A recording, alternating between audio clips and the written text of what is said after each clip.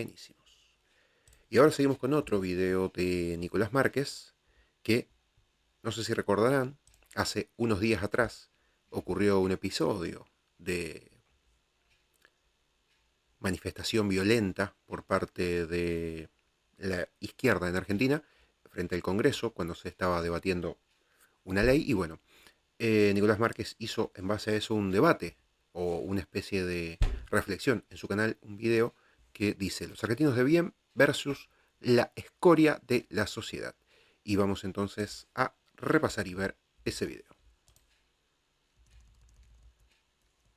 Amigos, ¿cómo les va? Yo soy Nicolás Márquez y quería hacer un comentario en esta ocasión con motivo de los sucesos violentos que se dieron esta semana en Buenos Aires como consecuencia de una marcha de protesta de criminales que fungen de hinchas de fútbol, lo que en Argentina llamamos barra bravas, donde además se sumaron en una marcha de protesta contra el gobierno de Javier Milei, donde se sumaron los sectores de izquierda, fueron promovidos por el kirchnerismo, hay intendentes kirchneristas del conurbano bonaerense denunciados, pero además de la violencia que ejercieron estos grupos insurgentes, delincuenciales e izquierdizantes, hay un antecedente tremebundo.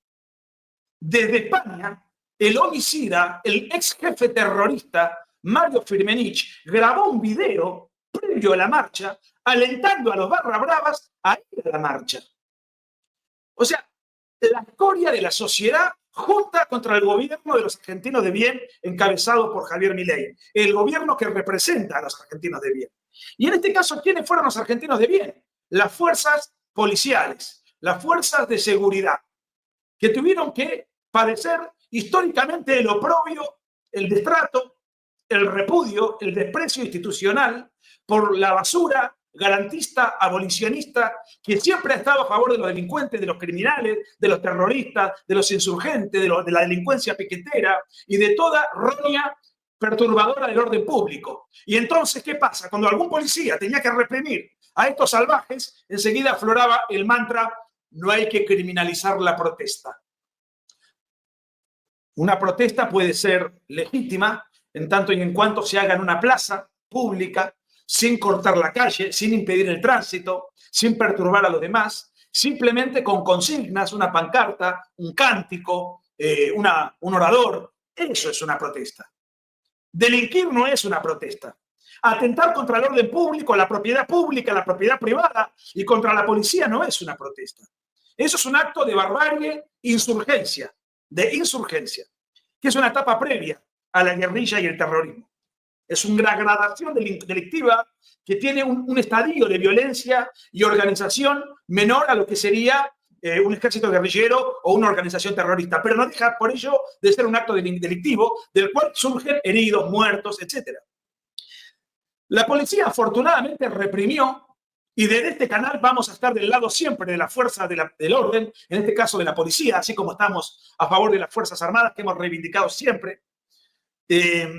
Y como dice el presidente Milei, los encapuchados son los malos, los de azul, los policías, esos son los buenos. Esos son los argentinos de bien, que tienen sueldos miserables por culpa de tantos años de decadencia y salen a custodiar los bienes humanos y los bienes físicos y los bienes inherentes, la propiedad privada, pública, el orden, poniendo el pellejo, salen a la calle y no saben si van a volver, porque pueden ser víctimas de una acción terrorista, como en Argentina hubo tantas veces, del narcotráfico, afortunadamente hoy contra las cuerdas gracias a la determinación de Javier Milei y su ministro Patricia Bullrich. Y sin embargo, algunos cuestionaron que esta dicotomía entre argentinos de bien quiere decir que hay argentinos del mal, y que es una dicotomía estigmatizante, muy tajante.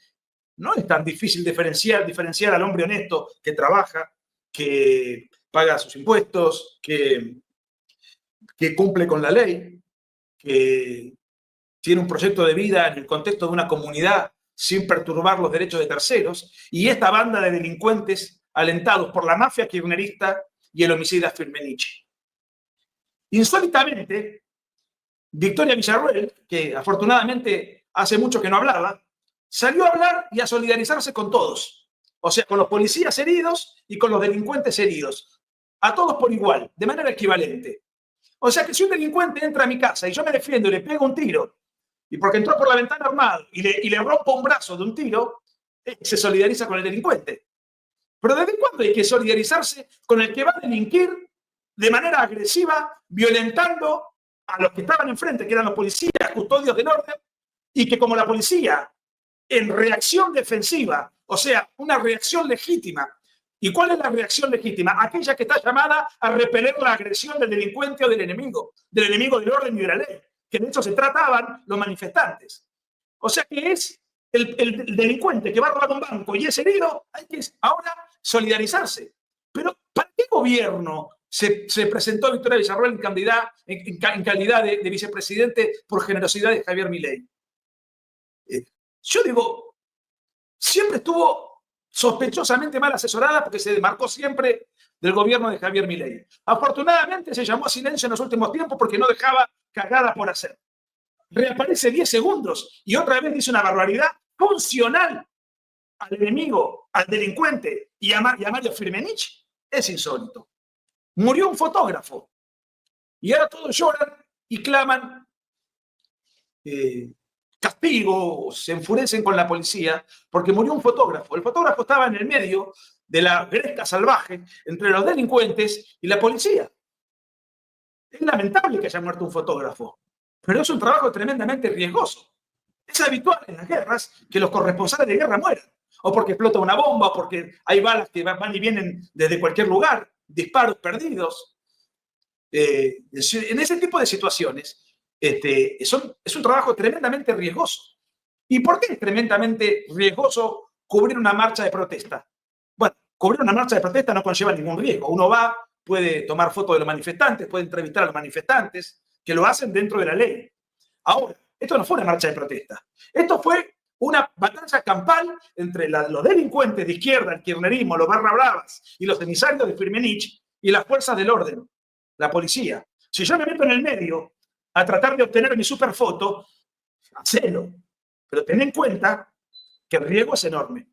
El riesgo es enorme. El riesgo que corre un alpinista que quiere escalar el Everest o la cordillera de los Andes. El riesgo que corre un policía cuando elige abrazar esa profesión. El militar que elige abrazar esa profesión y de repente se encuentra envuelto en una guerra. El riesgo que corre un automovilista deportivo que te anda a una velocidad tremenda y cualquier maniobra, cualquier incidente te lleva la vida. El riesgo que corre un albañil cuando se sube en el 8º piso de un andamio para martillar una pared. Bueno, hay trabajos que conllevan un riesgo. Lamentablemente, desafortunadamente, el fotógrafo voluntariamente se sometió a una situación de riesgo y murió. Lo lamentamos, pero basta de echarle culpas a la policía, porque si hubiese habido una legítima marcha de protesta, la policía no tendría que haber reaccionado. Y si la policía tuvo que reaccionar fue porque hubo una agresión previa, una acción previa. Entonces, ¿quiénes son los verdaderos responsables y culpables de la muerte del fotógrafo? Los manifestantes, golpistas y delincuentes que obraron y operaron contra el gobierno de los argentinos de bien, contra el gobierno de Javier Milei, al cual, desde que asumió, todos estos sinvergüenzas que sometieron a la Argentina en la pobreza, en la ignominia, en la decadencia cultural, moral, institucional, económica, en el envilecimiento de las costumbres, en la ausencia de Estado de Derecho, en la ausencia del funcionamiento de la diferente dependencia del Estado, en una situación de anomia, en una situación de Estado fallido, en donde más del 55% de los argentinos eran pobres. Con un año de Milei, ya el 33% de los argentinos son pobres. O sea que 10 millones de personas dejaron de ser pobres gracias al gobierno de los argentinos de bien que preside Javier Milei. Sin embargo, hace un año que están tratando de golpearlo y de entorpecer todas sus leyes en el marco del Congreso, pero no solamente eso, de entorpecer el orden público y llevar adelante acciones de fuerza y violencia para golpearlo. Bueno, no lo van a poder hacer. ¿Saben por qué? Porque en las próximas elecciones, los argentinos de bien vamos a votar a nuestro legítimo representante, al partido de nuestro legítimo representante, que hoy está sacando a la Argentina de la postración en la que nos metieron estos sinvergüenzas, estos salvajes, estos malvados, estos pervertidos, estos delincuentes. Y con ello, la musculatura política que tendrá el gobierno será otra. Será otra. Y así como hay que hacer un ajuste y un reacomodamiento brutal en la economía que se está haciendo, por algo la inflación bajó de la manera en la cual bajó, después de tener una inflación crónica que llegó a su pico máximo de expresión en el año en el cual asumió Javier Milei, como consecuencia de la irresponsabilidad y de la inmoralidad de Alberto Fernández, Cristina Fernández y el ministro de Economía, que era Sergio Massa. Esta runfla, estos energúmenos, nos sumieron a una inflación del 17.000% anual mayorista. Hoy la inflación, acabo de leer en el diario, anualizada, ronda en el 60% en solo un año. En solo un año. Que todavía es alta, por supuesto, no por culpa de Milei. También hay que reacomodar el orden público. Hay que combatir a la delincuencia, al narcoterrorismo y a todas estas organizaciones con la máxima brutalidad posible. Para tal fin, hay que respaldar a las Fuerzas Armadas, hay que respaldar a las fuerzas policiales y hay que cambiar y endurecer la legislación para poder reprimir a estos salvajes con la máxima brutalidad. Lamentablemente en la Argentina, en el año 94, por instigación de Raúl Alfonsín, socialdemócrata, ex abogado de los guerrilleros del ERP, la organización homicida que en la década del 70 intentó tomar el poder para imponer un régimen, una tiranía de inspiración castrocomunista, y después fue un patético y pésimo presidente de Argentina, del cual huyó del cargo 6 meses antes de terminar su mandato, sumiendo a la Argentina en la hiperinflación más alta del mundo, de la historia mundial económica, después de la hiperinflación alemana de 1923. Alfonsín, cuando se reformó la Constitución en el 94, en contubernio con Carlos Menem, incluyeron diferentes pactos internacionales. Creo que uno de ellos es el Pacto de San José de Costa Rica, que creo que es en ese pacto puntual donde al tener estos tratados rango constitucional, desafortunadamente la Argentina no puede aplicar la pena de muerte. Pero ya que no podemos aplicar la pena de muerte, por lo menos que se puedan aplicar la máxima pena posible para con estos salvajes. Se verá cuál. Hay que endurecer el código penal y los estados provinciales tienen que reformar el código de procedimiento y darle amplias facultades a la policía para custodiar a los argentinos de bien. Ningún país próspero funciona con delincuentes en la calle, haciendo lo que quieren y atentando contra los derechos de los demás. Ninguna empresa, ningún capitalista, ningún inversionista va a ir a poner su dinero a un país inseguro. Argentina es mucho más seguro que hace un año, pero falta mucho, por culpa del garantismo jurídico, entre otras cosas, o el abolicionismo jurídico, entre otras cosas, que es otra de las falencias ideológicas y valóricas en las cuales nos ha sometido la izquierda gubernamental. Llámese kirchnerismo o durante el infértil e improductivo y cobarde gobierno del timorato pusilánime de Mauricio Macri. Entonces, tenemos que aplicar una economía de mercado, la única que funciona y ha demostrado sacar de la pobreza a los países. Pero también tenemos que aplicar una política pública de represión brutal y total contra el delito y los desviados que se apartan de la ley y del Estado de Derecho, recrudeciendo las penas, ampliando el poder represivo de la policía y eventualmente reformando leyes para que las Fuerzas Armadas puedan colaborar con la policía en el combate contra los que atentan contra los derechos legítimos de los argentinos de bien. Perdón si hoy estuve exaltado, pero los manejos demagógicos de la prensa hipócrita que se quedó sin pauta y los periodistas zurdos y progresistas que egresan de las universidades públicas y privadas como consecuencia de textos de estudio y de profesores zurdos que le lavan la cabeza a los alumnos desde que ingresan a la facultad y de los medios de comunicación del establishment, lo que han hecho es que ahora tengamos que sentir compasión por los delincuentes y no desprecio por los delincuentes.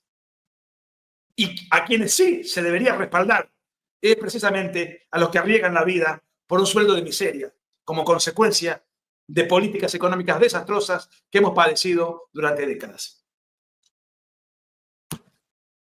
Esto es una pelea entre los argentinos del bien y los argentinos del mal. Esto no es lo que dijo Milei. Yo vengo a profundizar la grieta. Él no vino demagógicamente a cerrar la grieta. Y contra los perversos y los malvados no hay conciliación. No debe haber conciliación. No debe haber diálogo. Hay que aplastarlos dentro de la ley con la máxima brutalidad posible. Dentro de la ley. Y si no hay ley, hay que crear esa ley represiva que sea lo más drástica y severa que los márgenes institucionales permitan. Un abrazo, los quiero mucho. Hasta el próximo vídeo. Si te gustan mis videos, si te gustan mis libros, Hasta acá entonces con este video de Agustín Laja hablando de los argentinos de bien versus la escoria del mal. Los zurdos, sobre todo en Argentina, que, bueno, hablando justamente de estos hechos de violencia que habíamos tenido al frente del Congreso en estas últimas semanas atrás, eh, lo fundamental era que justamente, como ya sabemos históricamente, la izquierda busca conflicto. De eso sacan partido y sacan provecho político para que después pueda algún alma perdida por ahí ir a votar a favor de ellos. También proban, van a favor de los derechos humanos, entonces también buscan un muerto, quieren tirarle un muerto a Milei, quieren tirar a ellos también en contra de Milei, bueno, todo lo que ya sabemos, y en las revueltas y las manifestaciones que han ocurrido en América Latina en estos años, ya tenemos vastos ejemplos de ello. Y para finalizar, o no, vamos a ver cómo estoy de cansancio y de hora, ya son bastante tarde acá en la El madrugada wokismo es argentina. Vamos a ver otro video de Nicolás la Márquez, traslación del conflicto marxista de lucha de clases. que ya lo están escuchando, pero quiero adelantarlo hasta el inicio, que se llama El virus woke. Y va a hablar Nicolás Márquez del wokismo y de todo lo que implica en América y en el mundo. Vamos a verlo. Cultural cristiana. Olvídense de la existencia o no de Dios, que yo no soy teórico. Hola amigos, ¿cómo les va? Yo soy Nicolás Márquez y hoy vamos a tocar un tema que de repente estuvo muy en boga después del discurso de Milei en Davos, que fue excelente, y donde se mencionó un vocablo que viene emergiendo en el debate político, pero que en Argentina y en gran parte de América Latina todavía no es usado con tanta habitualidad, cada vez más. Se trata del woke, lo que es woke, o lo que se conoce como wokismo, ¿no? Y de repente se habla de ese fenómeno y no se sabe exactamente cómo encuadrarlo, cómo encasillarlo o de qué se trata. Miren, para simplificar, de esto va a versar el vídeo de hoy, que si les interesa den likes, compartan, y tiene que ver con lo siguiente, ¿no? Lo que es la cultura woke, el wokismo, tiene que ver con, no es ni más ni menos que una suerte de reacomodamiento del progresismo, que se ha quedado sin discurso, y de hecho las banderas de la cultura woke son las mismas que las del progresismo histórico, ¿no? De hecho, yo tengo un libro que se llama La mentira oficial que publiqué en el 2006, hace 19 años, donde ya refiero a todos los tópicos, el ecologismo, el lobby LGBT, con otros nombres todavía, el feminismo y toda una serie de cuestiones, ¿no? Y algunas que se fueron agregando, sobre todo en Europa, que tienen que ver con el multiculturalismo o con, dentro de lo que es el ecologismo, la cuestión del cambio climático. Hay muchas mutaciones. Si ustedes se fijan, muchas de estas cuestiones, la revolución cultural ya se venía dando en la Francia de Mitterrand en los 80, en la España de Felipe González en los 80, en la Argentina de Alfonsín en los 80. O sea que ya no es un fenómeno que surge ahora, es un fenómeno que explota ahora, después de que fracasó el socialismo del siglo XXI, la segunda ola del socialismo del siglo XXI tampoco tiene muchas perspectivas. El socialismo del siglo XXI estuvo amparado en el Foro de San Pablo, en la segunda ola del socialismo del siglo XXI en el Grupo Puebla, el socialismo del siglo XX con los genocidios de Stalin, Pol Pot, Castro, Mao Zedong, muy desacreditado. Tuvieron que ir constantemente reinventándose. Entonces, lo que busca el wokismo es, tal como lo expusimos con Agustín Laje en el 2016, en el libro negro de la nueva izquierda, donde todavía no se usaba la palabra woke o wokismo como algo propio de la agenda política habitual. De hecho, creo que en ese libro, que ahora va a ser relanzado en todo el mundo, con una introducción mía y otra de Agustín, pero sin cambiar la esencia del libro ni el formato narrativo, es el libro tal cual fue concebido en su momento, que tiene plena vigencia, más allá de algunos condimentos como la palabra woke, que en esa época no se usaba. El wokismo es la traslación del conflicto marxista de lucha de clases, la traslación de la dialéctica, pero ya no en clave economicista, proletarios versus propietarios, explotadores y explotados. Algo de eso sigue estando, pero en realidad se trata más bien de una lógica relativa al aspecto cultural. Por eso es tan importante hoy hablar de la revolución cultural, vaticinada por el propio Plinio Correa de Oliveira en el año 59. 1959 en Revolución y Contrarrevolución. ¿Cómo iba a ser la revolución en el siglo XXI cultural? Dentro de esta revolución cultural lo que se busca es atacar y atentar contra los cimientos de la familia, nuestras tradiciones y los valores de nuestra civilización occidental y cristiana. y por supuesto las instituciones religiosas que son depositarias de esa tradición cultural cristiana. Olvídense de la existencia o no de Dios, que yo no soy teólogo, no vengo acá a catequizar a nadie. Estoy hablando de los valores que atraviesan a nuestra sociedad, que no son propios. Y vienen a atentar contra principios fundantes de esa civilización y parten de la premisa de que en el seno de la comunidad política, en todas las relaciones interpersonales o grupos socioculturales, incluso individuales, hay una lógica de opresor y oprimido. Esta lógica también en algún momento ya la pensó Foucault, que murió, todos lo conocen a Foucault, un cultor de la homo sádico, que escribió mucha bibliografía en su tiempo, y en el libro La microfísica del poder habla de que el poder y esta cuestión de oprimido y opresor se da en microconflictos. Por eso es la microfísica del poder. Es decir, el sacerdote tiene poder sobre el feligrés, el médico sobre el paciente, y habla además de un policía sobre el delincuente, que en toda relación siempre hay una cuestión de opresor y oprimido. Y por supuesto, el oprimido es la víctima. El delincuente es la víctima. El delincuente no es un victimario de la sociedad. Es una víctima de la sociedad y no tiene otra alternativa más que delinquir. Por eso se le atribuye a Foucault ser el padre del garantismo penal. Por eso Milei hablaba de que los progresistas, o que todo el surdaje, el wokismo jurídico es el garantismo o el abolicionismo, cuyo cultor en Argentina y en gran parte del mundo ha sido el regenteador de prostíbulos, evasor fiscal, militante LGBT, Eugenio Zaffaroni. Hoy asesor rentado en el Vaticano, contratado por el Papa Francisco. Así son las cosas, ¿no? Bien. Entonces, el wokismo es la traslación del conflicto al campo cultural, pero también añadiendo la lógica del opresor y del oprimido.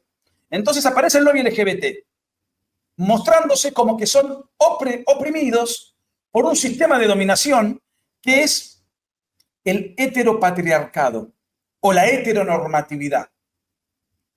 Una cosa ridícula, ¿no? Son todos abanderados de la inclusión. Piden cupos, piden becas, piden financiación, piden subsidios, no piden derechos, piden privilegios. El feminismo es la mujer, dice el léxico feminista, oprimida por otro sistema de dominación que es el heteropatriarcado, y ahí quiere decir que el feminismo adhiere a la lógica del lesbianismo como alternativa para no tener que planificar tu proyecto de vida con un hombre, porque el hombre es el opresor, es el violador, es el golpeador, es el agresor, es el personaje que te pretende esclavizar. Y de hecho, si uno ve las comparsas y marchas feministas, son mujeres con un llamativo desaliño personal, muy probablemente excedidas en su figura y en su peso. Yo no cuestiono eso. Lo que digo es, si uno quiere verse mejor, tiene que hacer un esfuerzo personal y lo logra. No, acá lo que hacen es echarle la culpa a un supuesto sistema del patriarcado que impone una belleza hegemónica. Entonces, las mujeres guapas, lindas, son funcionales al patriarcado opresor que nos quiere imponer cánones de belleza que nosotros no elegimos, lo eligen los hombres. Es mentira eso. Los hombres no eligen los cánones de belleza. Los hombres lo que buscan elegir son mujeres guapas. Los cánones de belleza los impone la mujer, no el hombre. Y la mujer guapa es la que tiene mayor cantidad de pretendientes. Y aquella que no se ha esforzado o no ha sido favorecida por la naturaleza va a tener menos pretendientes. Lo mismo sucede con los hombres. El hombre que tiene menos atributos de galán, de seductor, probablemente tenga menos éxito. Así como aquellos que no supimos tener los atributos y los talentos de Messi no triunfamos en el fútbol. Y así es la vida. Todos somos diferentes. Por eso hay jerarquías. Las jerarquías forman parte del orden natural. Hay gente más inteligente, gente menos inteligente. Hay deportistas más talentosos, deportistas menos talentosos. Hay artistas más talentosos, otros mediocres. Hay mujeres más bellas, otras menos. Mujeres más inteligentes, otras menos. Hay gente que tiene don de mando y capacidad para dirigir, conducir, liderar. Y gente que no cuenta ni con ese carisma ni con esa personalidad y está llamada a obedecer y a tener un rol subalterno. Así es, hay gente que viene de una familia de fortuna y hereda una fortuna y puede ir a mejores colegios y ya tiene una vida más acomodada en términos económicos. Hay gente que viene muy de abajo, pero ojo, el único sistema posible que te permite, si venís de abajo triunfar y llegar a ser rico o tener una vida muy pomposa, es el capitalismo de libre empresa, ningún otro. Ningún otro. Y ahí aparece la explotación de la envidia y del resentimiento, en lo económico, en lo estético, en lo social, en todos los órdenes. De hecho, incluso en Argentina y en otros lugares, se han llegado a prohibir la repitencia en los establecimientos educativos. O sea, el que estudia y el que no estudia, los dos pasan de grado o de año al siguiente curso. ¿Cómo puede ser que el que no estudie tenga la misma paga que el que sí estudia y se esfuerza para saber más? La meritocracia es muy mal vista por la izquierda, que explota los resentimientos de la muchedumbre, explota los fracasos de la gente. Todos tenemos fracasos en la vida. El tema es, ¿le echamos la culpa del fracaso a nosotros mismos? ¿Somos conscientes de que el éxito y el fracaso dependen en gran medida de nuestra responsabilidad personal? ¿O nos ponemos en conspiracionistas y creemos que hay todo un sistema de dominación que nos culmina al fracaso? Muy bien. La persona saludable, esto lo decía Mises, ante el fracaso, sigue así para adelante, tratando de superarlo si puede, de manera saludable, y lo acepta. Uno no puede lograr todos los objetivos y metas en la vida. Nadie, no existe mortal que logre tal cosa. Y ante el infortunio, uno puede tolerar el fracaso, tratar de superarlo si puede, o a lo mejor no, y resignarse sanamente, o resentirse y buscar enemigos imaginarios. Esto último, la explotación del resentimiento, lo hace muy bien el wokismo, y para tal fin atribuye un montón y un sinfín de sistemas de dominación. La lógica y la dicotomía del opresor y del oprimido. ¿Y qué hace el supuesto oprimido? ¿Cómo se redime? ¿Cómo soluciona este problema? Recurre al auxilio del Estado para que lo financie, para que persiga al opresor si opina distinto, para que persiga a estos supuestos sistemas de dominación que ni siquiera tienen la libertad para expresarse. Se reniega de la realidad natural, se reniega de realidades objetivas, se reniega de la naturaleza. Un bastión de este pulpo que es el wokismo es la ideología de género, donde yo no soy lo que soy conforme a mi realidad natural, sino conforme a lo que yo me autopercibo. Una mujer no es mujer porque biológicamente lo es, sino porque autopercibe serlo. Entonces cualquiera puede ser mujer en tanto y en cuanto se autoperciba. O sea, una persona que se autoengaña no es mujer, pero se autoengaña y cree serlo, entonces lo es. Bueno, este tipo de supersticiones, este tipo de argumentos disparatados y delirantes, no podrían nunca subsistir ni resistir el paso del tiempo, ni tener ningún poder político, de no ser porque son financiados y amparados a través del Estado, desde sus oficinas de adoctrinamiento, que intoxican a los niños desde la más tierna infancia, hasta los enormes aparatos, ministerios y secretarías que financian a todos estos grupos. Otro aspecto del wokismo, el ecologismo, en otros lados ambientalismo, que primero hablaron del calentamiento global, que después hablaron del cambio climático y que intentan echarle la culpa al hombre del cambio climático. El ecologismo, si ustedes van a ver las marchas, dice el capitalismo mata el medio ambiente. Y le atribuyen el cambio climático a la labor del hombre en el sistema capitalista. Pero el cambio climático es algo que existe desde que existe el mundo y es preexistente al hombre mismo. No hace falta ser meteorólogo, ni científico, ni astrofísico. Basta con ver la película La Era del Hielo y un chico de 5 años que ve la película advierte que en otros siglos pretéritos, donde el hombre no existía, había otro clima distinto del actual. ¿Y quién lo cambió? Cambia solo. Hay una evolución climática permanente. Y encima pretende la ONU que los estados signatarios financien lo que Donald Trump llamó como un tremendo negocio, del cual creo que la Argentina ya tampoco forma parte. Se llama cambio climático antropogénico, el echarle la culpa al cambio climático a la acción del hombre con la naturaleza. Hasta la Biblia dice que Dios creó la naturaleza para que el hombre la domine, no para que el hombre coexista con la naturaleza. Ese verso de inspiración indigenista que viene, no sé, probablemente hay resabios de la Pachamama o de algunas supersticiones precolombinas. Pero no voy a hablar de religión, pero quiero decir, hay verdades milenarias que hoy son cuestionadas y pretenden ser suplantadas por teoría de los más delirantes. El indigenismo, la invención del indigenismo, también es parte constitutiva del wokismo. ¿Por qué hace pasar al hombre indígena como oprimido por el hombre blanco europeo? La cuna del indigenismo es Bolivia. Claro, pero en Bolivia el indigenismo llegó de la mano de Evo Morales. Entonces, si llega un presidente con rasgos indígenas, ¿dónde está la opresión del hombre blanco? Dicho sea de paso, Evo Morales no es indígena, es mestizo. Si fuese indígena no se llamaría Morales, lo cual confirma su origen mestizo. Y además, no es indígena, es cocalero. ¿Cocalero qué significa? Él fue presidente, creo que lo sigue siendo, de la Confederación de Cocaleros. ¿Qué hacen los cocaleros? Plantan coca. ¿Qué se hace con la coca? Cocaína. Por eso Evo Morales llegó al poder. ¿O se creen que llegó al poder porque pregonaba las bondades de la madre tierra? Bueno, yo tengo una biografía escrita sobre eso, así que alguna noción tengo al respecto de los negociados de Evo Morales y sus amigos, los indigenistas. Lo mismo ocurre en otras latitudes, donde el indigenismo ha sido una invención contemporánea que no existía en el siglo XX. Los mapuches en Chile, el terrorismo mapuche en Argentina, y así también hay en Ecuador y hay en Colombia, y buscan segregación de tierras y buscan particionar a sus respectivos países. Y en Estados Unidos hay otro fenómeno muy raro, los Black Lives Matter, fundado por 3 mujeres negras, lesbianas, que recibieron $90 millones de George Soros para fundar esta organización que dice representar a los negros porque son oprimidos por el hombre blanco. Porque la inmensa mayoría blanca norteamericana votó como presidente y luego fue reelecto a Barack Obama, que además de tener un origen afro, tiene un origen musulmán. Lo votaron. Y Kamala Harris fue candidata al Partido Demócrata, ¿no? Pero ganó Trump. ¿Pero por qué ganó? ¿Porque tiene ojos claros? No, porque la gestión de los demócratas fue un desastre de la mano de Biden.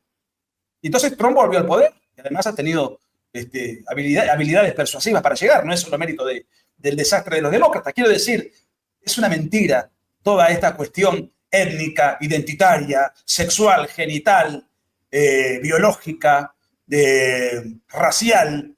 Eso es el wokismo, donde hay una aparente sector de la sociedad oprimido por otro sector poderoso, opresor, y para tal fin recurren al Estado, a políticas de carácter totalitario, en donde uno ni siquiera se puede expresar, donde no existe ni siquiera la patria potestad para vos mismo educar a tus hijos conforme a tus valores, sino que el Estado le impone a los niños estas categorías, y en donde además las compañías de entretenimiento y la industria del entretenimiento se cansó de alterar y confundir a los niños, mostrando dibujos animados, resignificando y reinventando históricas, novelas, historietas infantiles muy lindas, cambiando los personajes y alterando la percepción y la naturaleza de esos dibujitos muy sanos por toda una serie de personajes refabricados por su etnia, por su orientación sexual, con escenas totalmente imprudentes, y cambiando y desnaturalizando la motivación original de dibujitos. Algunos tienen muchas décadas. Por suerte el libre mercado habla, y los que incurrieron, muchos de los que incurrieron para ser funcionales a esa basura, han perdido millones y millones y millones. Y ahora se dan cuenta que tienen que volver a la tradición. Es el regreso a la tradición y al orden. Lo mismo ocurre en las redes sociales. Twitter volvió a un sistema de libertad desde que lo compró Elon Musk. Lo mismo acaban de anunciar en Meta Zuckerberg. ¿Por qué? Porque hasta en las redes sociales, que se suponía un ámbito de libertad, había censura woke. Si vos te metías contra los patrones ideológicos de la Biblia, de la religión woke, y tu cuenta personal no iba a durar, ¿eh? Te la iban a sancionar, te la iban a suspender o te la iban a dar de baja. Esto pasó durante muchos años. Sigue pasando en muchas plataformas donde uno, por ejemplo, quiere usar la palabra aborto, por ejemplo. Otro de los estandartes del wokismo y fundamentalmente del feminismo, o sea, el genocidio prenatal, y muchos lo ponen la O con ceros o con B corta o de otras maneras. ¿Para qué? Y para despistar el algoritmo censurador del wokismo, porque esas estructuras donde supuestamente se respira libertad, en realidad hay una censura muy concreta. Entonces la gente se autocensura para no ser sancionada. Aparentemente esto ya no se da en Meta y tampoco en Twitter. Es decir, estamos empezando a ganar la pulseada y la batalla. Está empezando a reinar el sentido común. Las industrias que trataron de imponer estos paradigmas se han fundido o han perdido millones. Disney ya dijo que va a volver a los dibujos tradicionales y no toda la basura que reinventaron para congraciarse con esta tendencia disolvente y pornocrática. Y así sucesivamente.